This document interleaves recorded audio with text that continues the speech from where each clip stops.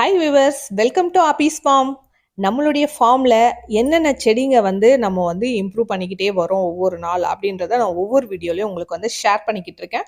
So உங்களுக்கு கார்டனிங்கில் ரொம்ப interest இருக்குது, டெரஸ் கார்டன் வச்சுருக்கோம், இல்லை இருக்கிற கொஞ்சம் இடத்துல வச்சுருக்கோம், இடத்துல எந்த செடியாக இருந்தாலும் நாங்கள் வளர்க்க ஆசைப்படுறோம் அப்படின்றவங்க இந்த வீடியோ ஃபுல்லாக பாருங்கள், ஸ்கிப் பண்ணாமல். உங்களுக்கு ரொம்ப யூஸ்ஃபுல்லாக இருக்கும். ஸோ ஒவ்வொரு வீடியோலையும் நான் ஒவ்வொரு தகவல் உங்களுக்கு ஷேர் பண்ண போகிறேன் கார்டனிங்கை பற்றி. ஸோ அதில் முதல் தகவல், இந்த கார்டனிங்கில் நம்ம இன்னைக்கு என்ன பிளான்ட்டை பற்றி பார்க்க போகிறோம் அப்படின்றத வீடியோக்குள்ள போய் பார்க்கறதுக்கு முன்னாடி நம்ம சேனலை சப்ஸ்கிரைப் பண்ணாதவங்க சப்ஸ்கிரைப் பண்ணிடுங்க, பக்கத்தில் இருக்க பெல் ஐக்கனை கிளிக் பண்ணிடுங்க, கூட ஆல் இன் ஐக்கனை கிளிக் பண்ணுங்க. இப்போ அங்கே வீடியோக்குள்ள போகலாம். என்னென்ன செடிங்க நம்ம போட்டிருக்கோம் நம்மளுடைய ஃபார்ம்ல அப்படின்ட்டு. இந்த வீடியோ பிடிச்சிருந்தா ஒரு லைக் பண்ணுங்க.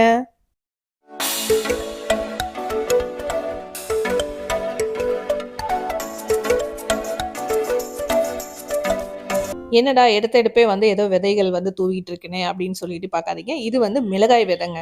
ஸோ இந்த மிளகாயிலுமே 2 விதமான மிளகாய் விதை தான் நம்ம போட்டிருக்கோம். இது நார்த்து விட்டு அதை வளர்ச்சி வரும் இல்லையா, இல்லை ஒரு 2 அடி இல்லை 2 இன்ச்சு 3 இன்ச்சு வந்த பிறகு நம்ம பிடுங்கி திருப்பி மறுபடியும் வேறொரு இடத்துல பிடுங்கி நடணும் மிளகாய் நாற்றை மட்டும். ஸோ இந்த மிளகாய் நாற்றை நம்ம எப்பொழுதுமே இந்த மாதிரி செஞ்சாதான் நமக்கு நல்லா க்ரோத்திங் நல்லா இருக்கும், காய்கள் நிறைய பிடிக்கும். ஸோ ஆல்ரெடி சொன்ன மாதிரி நம்ம வீடியோலையும் போட்டிருக்கோம், நம்ம வீட்டுக்கு தேவையான சில செடிகள் நம்மளே வளர்க்குறது ரொம்பவே நல்லது. அது டெரஸ் கார்டனாக இருக்கட்டும், இருக்கிற இடத்துல வளர்க்குறதா இருந்தாலும் சரி, தரையிலையாக இருந்தாலும் சரி. நம்ம வீட்டுக்கு ஒரு 2 மிளகாய் செடி இருந்தாலே போதும், நம்ம வீட்டுக்கு தேவையான மிளகாய் கிடைச்சிரும். இப்போ மிளகாய் 10 ரூபாய் 20 ரூபான்னு வாங்கினா தானே நமக்கு கிடைக்கிது. அதுவும் எந்த அளவுக்கு ஃப்ரெஷ்ஷாக இருக்குது அப்படின்றதும் தெரியல, எந்த அளவுக்கு ஆர்கானிக்காக இருக்குன்னு தெரியாது. ஸோ நம்ம வீட்டில் ஒரு 2 மிளகாய் செடி இருந்தால் கூட போதுங்க, அவ்வளோ சூப்பராக இருக்கும். ஸோ இந்த செடியை பாருங்கள். இதில் யாருக்காவது ஐடியா இருந்தால் எனக்கு கமெண்ட்டில் சொல்லுங்கள், இது என்ன செடி அப்படின்னு கண்டுபிடிக்கிறீங்களான்னு பார்க்கலாம். சும்மா ஜஸ்ட் ஒரு ஃபன்னாக தான் நான் கேட்குறேன். ஏன்னா இந்த செடியை நான் ரொம்ப எஃபெக்ட் போட்டு நான் போட்டிருக்கேன். அதுவும் ஃபஸ்ட் டைமாக நான் இந்த செடியை விதைச்சிருக்கேன் விதைகள் மூலமாக. இது ரொம்ப பாடுபட்டேங்க. அதுவும் நான் ஒரே ஆளாக இருந்து அதை கொத்தி அந்த மண்ணெல்லாம் லெவல் பண்ணி நம்ம அந்த விதையை போடும்பொழுது ரொம்ப கஷ்டப்பட்டுட்டேன். ஸோ இது நம்ம ஆள் வச்சு பண்ணுறது அப்படின்றது வேற, இல்லை டிராக்டர் மூலயமா அந்த மண்ணை நல்லா தூள் பண்ணி நல்லா கொத்தி விட்டு நைஸ் பண்ண பிறகு தான் அந்த விதையே போடுவாங்க அப்படின்னு சொல்லியிருக்காங்க. இதில் எக்ஸ்பர்ட் யார் அப்படின்னு பார்த்தீங்கன்னா என்னுடைய அக்கா மாமா தாங்க. அவங்க விவசாயம் தான் அதிகமாக பார்ப்பாங்க. ஸோ நாங்கள் சிட்டியில் இருக்கிறனால இதெல்லாம் நாங்கள் பார்த்தது கிடையாது. அவங்கள கேட்டு நம்ம வீட்டில் இருக்கிற இந்த கொஞ்சம் இடத்துல நான் போடணும், எனக்கு வளர்க்கணும்னு ஆசையாக இருக்குக்கா அப்படின்னு சொல்லி கேட்டதுனால எங்கள் அக்கா பையன் என்ன பண்ணான் அப்படின்னா ஒரு ஐடியா கொடுத்தான். எங்கள் அக்கா, இதெல்லாம் எதுக்கு, உனக்கு தேவையான வேலை, இதெல்லாம் நிறைய உடம்பு வலி வரும், நிறைய வேலை இது அப்படிலாம் சொன்னாங்க. இருந்தாலும் பரவாயில்ல, நான் போடணும் அப்படின்றதுக்காகவே நான் இதை ஆரம்பிச்சிட்டேன். எங்கள் வீட்டு பைரவர் பாருங்க, என் கூடவே துணைக்கு எப்பொழுதுமே இருப்பான். ஸோ எங்கள் வீட்டுக்கு நான் போன உடனே என் கூடவே வந்துடுவான். ஏன்னா யாரும் துணைக்கு ஆள் இல்லை அப்படின்றதுனால கூட வந்துடுவான். கூடவே ஏன் வருவான் அப்படின்னு பார்த்தீங்கன்னா, நான் வாரத்துக்கு ஒரு தடவையோ இல்லை 2 தடவையோ தான் வீட்டுக்கு என்னுடைய ஓன் ஹவுஸ்க்கு வருவேன். ஸோ ஆல்ரெடி டிடி நேச்சரில் ஃபாலோ பண்ணுறவங்களுக்கு எல்லாருக்குமே தெரியும், என்னுடைய சப்ஸ்கிரைபர்களுக்கு. இது புதுசாக சேனல் போட்டிருக்கறனால நியூவாக நீங்கள் பார்க்குறீங்க அப்படின்னா அந்த சேனலையும் செக் பண்ணி பாருங்கள். நான் என்னுடைய ஓன் ஹவுஸை விட்டுட்டு ரெண்டல் ஹவுஸ்க்காக நான் வெளியே வந்திருக்கேன், குழந்தைங்க படிப்புக்காக, சிட்டி சைடு. ஸோ அதனால் என்னென்னா, நான் ஒரு வாரத்தில் 1 நாளோ 2 நாளோ என் வண்டி சவுண்டு கேட்ட உடனே ஓடியாந்துருவான். அதுவும் என் கூடவே இருப்பான். தனியாக வரோம் அப்படின்ற ஒரு ஃபீலே இருக்காது. என் கூட ஒரு பைரவர் எப்பவுமே இருப்பார். ஸோ அவன் பேர் விங்கி. ஸோ அவன் ரொம்ப செல்லப்பிராணி, எங்களுக்காகவே இருக்கான் அப்படின்னு சொல்லலாம். கடவுள் கொடுத்த கிஃப்ட்டுன்னு கூட சொல்லலாம். அந்த அளவுக்கு எங்களுக்கு காவல் துணையாக இருப்பான். ஸோ இப்போ பார்த்தீங்கன்னா முடிஞ்ச வரைக்கும் இதை கொத்தி நல்லா மண்ணை என்னால் முடிஞ்சது எனக்கு தெரிஞ்ச ஒரு ஐடியா வச்சு கட்டையெல்லாம் போட்டு இடித்து, அந்த கட்டி கட்டியாக இருக்குது, மழை பெஞ்சதுனால என்னென்னா அந்த மண்ணெல்லாம் செட் ஆகிடுச்சு. ஸோ அதெல்லாம் கொத்தி நெருவி எனக்கு தெரிஞ்ச அளவுக்கு, என்னால் முடிஞ்ச அளவுக்கு நான் ரெடி பண்ணியிருக்கேன். இது டிராக்டரில் நல்லா நைஸாக ஓட்டிட்டு தான் அந்த விதையே போடுவாங்களாம். ஸோ அப்போ தான் நல்லா க்ரோத்திங் இருக்கும் அப்படின்னு சொன்னாங்க எங்கள் அக்கா.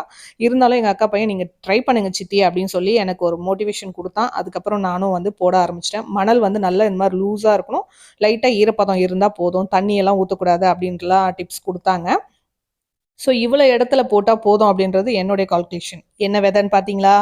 இதுதாங்க வேர்க்கடலைங்க. இந்த வேர்க்கடலை போடுறதுக்கு தான் நான் இவ்வளோ கஷ்டப்படுறேன். 1 கிலோ கிட்ட நான் வாங்கியிருக்கேன். ஸோ 1 கிலோ தான் இது. இந்த 1 கிலோவில் வந்து நான் பாதி தான் போட்டேன். என்னால் முடியவே இல்லை. சீரியஸாக அவ்வளோ பெயின் வந்துடுச்சு நம்மளுக்கு. அவ்வளோ கஷ்டமாக இருந்துச்சு. இருந்தாலும் ஒரு சந்தோஷம். நமக்கு என்னன்னா நம்ம வீட்டில் நம்மளே வந்து விவசாயம் பார்த்த மாதிரி ஒரு ஃபீல் இருந்தது. எனக்கு ரொம்ப ஹாப்பியாக இருந்துச்சு. செடிங்க வளர்க்கணும் அப்படின்னா எனக்கு பொதுவாகவே ரொம்ப பிடிக்கும். முக்கியமாக இந்த வேர்க்கடலை இதுதான் நான் ஃபஸ்ட் டைம் நான் வந்து போடுறது. இது எப்படி துளுக்க போகுது, வருமா வராதா அப்படின்ற ஒரு டவுட்லேயே இருந்தேன். இதை கொத்திட்டு வந்து இந்த விதையை போட்டுட்டு வந்து நான் 2 நாள் வந்து படுத்த படுக்கை ஆகிட்டேன். அந்த அளவுக்கு உடம்பு வலியாக இருந்தது. இதே டிராக்டரில் பண்ணிட்டாங்க அப்படின்னா நம்ம வந்து ஈஸியாக வந்து இந்த விதைகள் வந்து போட்டுடலாம். ஸோ நான் டிராக்டரில் வந்து உழுதுறது அப்படின்னு சொல்லுவாங்க. எனக்கு அது சொல்லக்கூட தெரியல. அந்த மண்ணை வந்து இது பண்ணி விடுவாங்க. ஸோ நான் வந்து கையிலேயே பண்ணதுனால ஓகே, எனக்கு தெரிஞ்சது நான் பண்ணுறேன். ஸோ 1 இன்ச்சு நம்ம கை அளவுக்கு வந்து சொன்னாங்க, இவ்வளோ கேப் விட்டு அந்த விதையை வந்து போடணும் அப்படின்னு. எங்கள் அக்கா பையன் என்ன சொன்னான் அப்படின்னு பார்த்தீங்கன்னா, அந்த விதையை வந்து ஒன்று போடாதீங்க, 2 போடுங்க சித்தி. ஏன்னா ஒன்று முளைக்கலைனாலும் இன்னொன்று வந்து முளைக்கும், உங்களுக்கு வந்து நல்ல ரிசல்ட் கொடுக்கும், நீங்கள் தைரியமாக இறங்கி போடுங்க பார்க்கலாம், இன்ட்ரெஸ்ட்டாக நீங்கள் வந்து செய்யறதே பெரிய விஷயம் அப்படின்னா. ஸோ நம்ம வீட்டுக்கு நமக்கு வந்து ஆர்கானிக்காக வரப்போகுது அப்படின்ற ஒரு ஆசையிலேயே கஷ்டப்பட்டாலும் பரவாயில்ல அப்படின்னு சொல்லிட்டு இஷ்டப்பட்டு எல்லாம் செய்ய ஆரம்பிச்சிட்டேன். ஸோ இந்த வேர்க்கடலையை நீங்கள் எத்தனை பேர் வீட்டில் போட்டிருக்கீங்க, எப்படி வளர்ந்துருக்கு அப்படின்றது எனக்கு கமெண்ட் பாக்ஸில் கமெண்ட் பண்ணுங்கள்.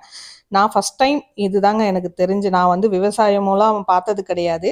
எனக்கு இருக்குது கொஞ்சம் இடம், அதில் போட்டு பார்க்கலான்னு ஒரு ஆசை. ஸோ என்னால் தெரிஞ்சதெல்லாம் நான் வந்து எல்லாம் முடிஞ்ச வரைக்கும் போட்டேன். ஃபஸ்ட்டில் அவங்க சொன்ன மாதிரி 2 விதையாக போட்டு மண் தள்ளிக்கிட்டு வந்தேன். வேலைக்கு ஆகிற மாதிரி தெரியல. நம்மளுக்கு வந்து இடுப்பெல்லாம் வலிக்குது அப்படின்னு சொல்லிட்டு என்ன பண்ணிட்டேன், லைனாக இந்த மாதிரி கோடு எடுத்து போட்டுட்டு அப்புறம் மண்ணை தள்ளி மூடி விட்டுட்டேன். வளருது, எப்படி வளருது அப்படின்றத பார்த்துடலாம் அப்படின்னு சொல்லிட்டு. இதை என்னுடைய முயற்சி வந்து எப்படி இருக்குது அப்படின்றத வீடியோ கடைசியில் நான் உங்களுக்கு வந்து காமிக்கிறேன். இதை வந்து ஸ்டார்டிங்லேயே நீங்கள் பார்த்துருப்பீங்க. இப்போ இந்த விதையை போட்டுட்டு மண்ணெல்லாம் மூடி விட்டுட்ட பிறகு நம்ம பார்க்கும்பொழுது என்னென்னா, நம்ம தர்பூசணி செடிக்கு போட்ட மாதிரி ஆயிடுச்சு அப்படின்னு சொல்லி எங்கள் அக்கா சொன்னாங்க. நான் வீடியோ எடுத்து அனுப்பி விட்டேன். என்ன இவ்வளோ தள்ளி தள்ளி போட்டிருக்கேன் அந்த விதையை அப்படின்னு சொல்லிட்டு கேட்டாங்க. என்னால் முடிஞ்ச வரைக்கும் போட்டிருக்கேங்க்கா அப்படின்னு சொல்லிட்டு அவங்களுக்கு எடுத்து வீடியோவே அமுச்சு விட்டேன். ஸோ நம்மளுடைய உழைப்புக்கு ஏற்ற ஊதியம் கிடைக்குதா அப்படின்றது தான் நம்ம ஆசைப்படுவோம். ஸோ இவ்வளோ இடம் தாங்க, சுமாராக ஒரு 10க்கு 10 இருக்கும்னு நினைக்கிறேன். எனக்கு அடிக்கணக்கெலாம் தெரியல. இவ்வளோ இடத்துல நான் எவ்வளோ கொத்தி விட்டனோ மணலை, அந்த அளவுக்கு வந்து வேர்க்கடலையை போட்டு நல்லா மூடி விட்டுட்டேங்க. ஸோ பார்க்க அழகாக இருந்துச்சு. ஆனால் ஒரு காக்கா உட்காந்து பார்த்துக்கிட்டே இருந்துச்சு. அந்த காக்காவை வந்து துரத்தி விட்டுட்டு அதுக்கப்புறம் வீட்டுக்கு கிளம்பிட்டேன். 1 வாரம் கழித்து வந்தேங்க. 1 வாரன்றது 9வது நாள் நான் போட்ட விதையை போட்ட பிறகு 9வது நாள் நான் வந்தேன். சூப்பராக துளுத்து வந்துருந்ததுங்க. எனக்கு ஒரே ஆச்சரியம். தண்ணி கூட விடலை நம்ம. அந்த இருந்த லைட்டாக ஈரப்பதம் தான் இருந்தது. அதுவுமே கொத்த வந்து காஞ்சிடுச்சு அந்த பூமி. ஸோ அதில் வந்து போட்டிருக்கோம், வருமா வராதா தெரியலையே அப்படின்னு சொல்லி அந்த 2 நாள் உடம்பு வலியிலையும் நான் வந்து ஃபீல் பண்ணிக்கிட்டே இருந்தேன். அந்த 9வது நாள் நான் வந்த அந்த டோரை திறந்து உள்ளே பார்த்த உடனே அது முளைச்சி வந்திருக்கிறத பார்த்தோன்னே எனக்கு செம்ம ஹாப்பிங்க. ரொம்ப சூப்பராக வந்து முளைஞ்சி வந்திருக்கு. ஸோ இந்த ஹாப்பினஸ்ஸை உங்களுக்கு ஷேர் பண்ணணும்னு நினச்சேன். அதுக்கப்புறம் வந்து தண்ணியெல்லாம் விட்டு பாய்ச்சி விட்டுட்டு கிளம்பியாச்சு. அவங்கள கேட்டுட்டு என்னென்ன தள்ளி இருக்குது அப்படின்னு எங்கள் அக்கா சொன்னாங்க. இருந்தாலும் என்னுடைய கஷ்டத்துக்கு பலன் கிடைச்சிருக்கு அப்படின்னு என்னுடைய சந்தோஷத்தை உங்களுக்கு ஷேர் பண்ணணும்னு நினச்சேன்.